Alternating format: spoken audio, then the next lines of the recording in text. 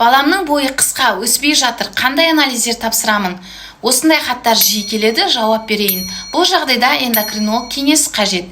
Бірінші, баланың бойын және салмағын өлшеу керек. Яғни өз жасына сай, немесе салмақ дефициті бар жоқтығын анықтау керек.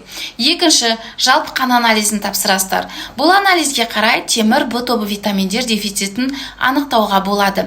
Бұл витаминдер дефициті болған кезде организмге кислород жетпейді және баланың бойы өспейді.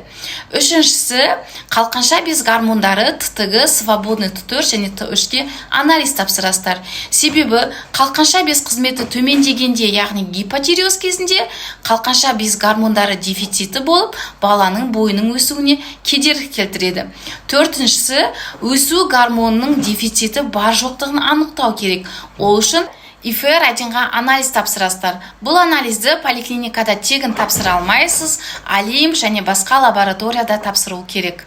Бесіншісі, баланың қолын рентгенге түсіресіздер. Сол арқылы костный возраст неше жасқа сай екенін анықтаймыз.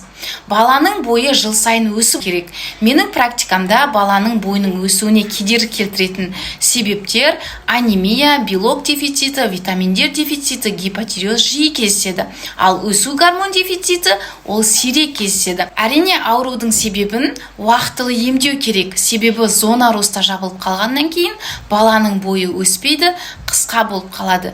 Мен Ибрагимова Севара, балалар және ересектердің эндокринолог дәрігері.